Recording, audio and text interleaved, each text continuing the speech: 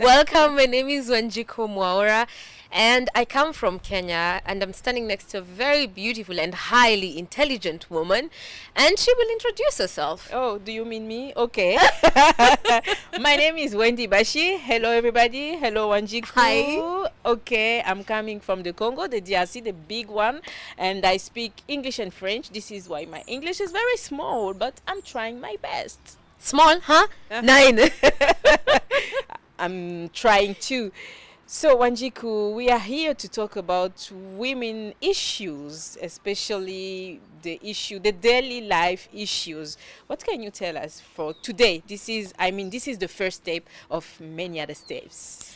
We're starting with a thing that you cannot miss on anyone, which is the skin. Just in case you haven't noticed, if we are to take a photo in a dark room, we would need to adjust the lighting.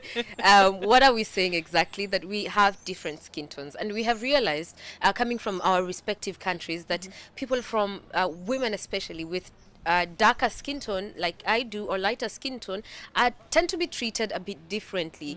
For example, in Kenya, her skin tone would be referred to as rangi ya thao,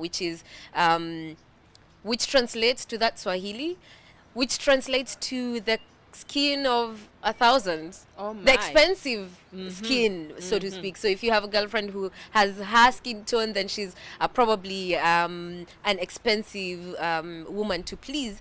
And you can see this, playing out in locally made movies where a woman of her skin tone would be the madame of the house, for example, and a woman of my skin tone would be the house help or the gardener or something like this, Just the distribution of roles in a movie already shows how this can play out. Thanks to Jesus, this is in movies, in fiction. But in real life, things are very different. And I can tell you, Wanjiku, from my experience, that being light doesn't change anything to my life. This skin tone doesn't affect the way I see myself. These skin tones doesn't affect my skills.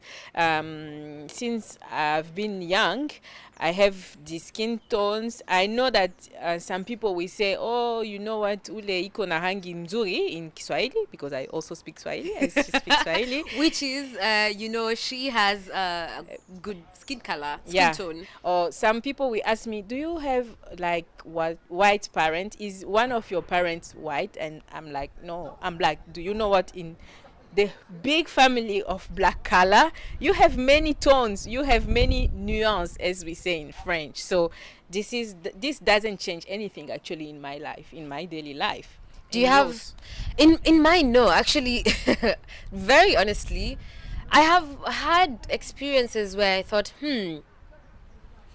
well, that made me think twice. For example, once in Kenya, I went for a screen test and I didn't get it. And maybe I didn't look the part. What do I mean? I didn't have a weave. I just, how if you're Kenyan, just look on your television screen. And now things have changed a little. We see women with braids, for example, but a couple of hair. yeah, but a couple of years back, it wasn't this way, and I didn't get this, and I always wondered, is it because I haven't conformed properly to, the screen tone? And do you have any anecdotes of yourself? Yes, I have many anecdotes actually. I mean, the first one actually is when you live in Western countries and you go in African countries, like for vacation, say greetings, family, etc. When I come back, I can tell people, oh, I see my skin have changed. Now I'm a little bit darker. And in French, we say bronzé. I don't know how you say it in English, but it's like you have a Bronze. little bronze. Yeah. And they will say, oh, do you black people also bronze? I'm like, of course, yes, the sun is for everybody. Am I wrong? Oh yeah, and do you need sunscreen? Yeah. I'm like, Yeah, okay. actually we do.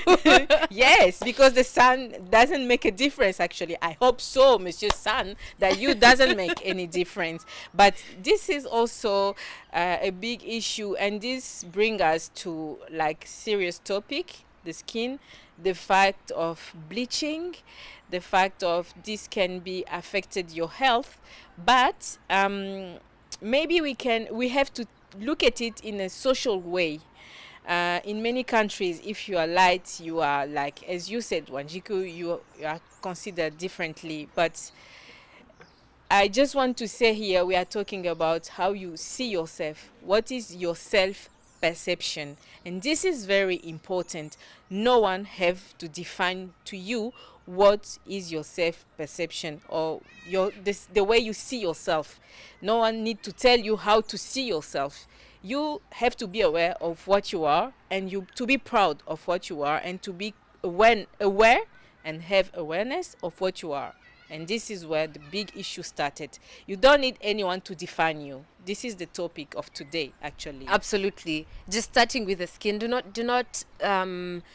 not underestimate your capabilities just because you do not have a certain skin tone. Don't do that. And I think here I'm speaking to my younger self and my younger sisters, that just don't second guess yourself because you think you are a little too dark for something. Just go ahead, do it. Get the skills that you need to be where you need to go, and forget what other people see you, because believe you me, when you put effort in becoming a better you, people stop seeing your color. And wait, this is a complex issue. Before you go, what did she say? Before you say that, it really is about first how you determine and, like you said, define yourself.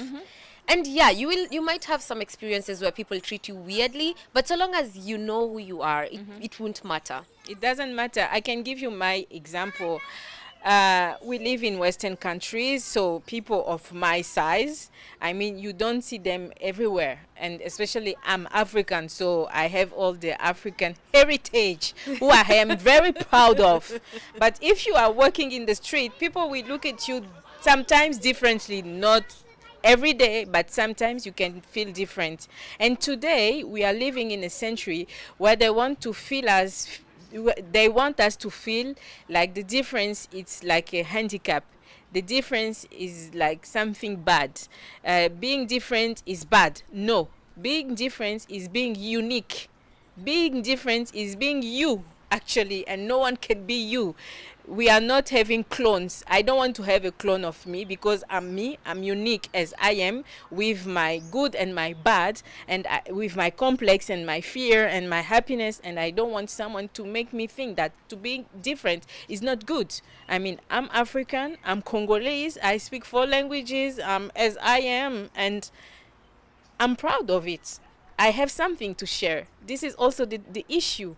Being different means that you have something new to give to other people. So don't let people think that being like Wanjiku or being like me, it's bad. No, actually, I don't know how you say richesse is being rich, actually.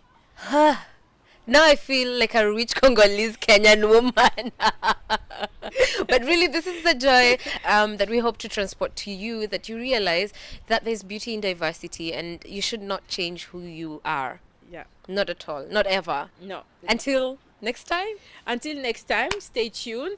We are starting with the skin tones, but maybe we will continue with the hair. See the difference? Maybe oh man, hair we have like in many Europe things to is talk. crazy. Until next time. Kwaheri. Bye bye. Kwaheri. See you then.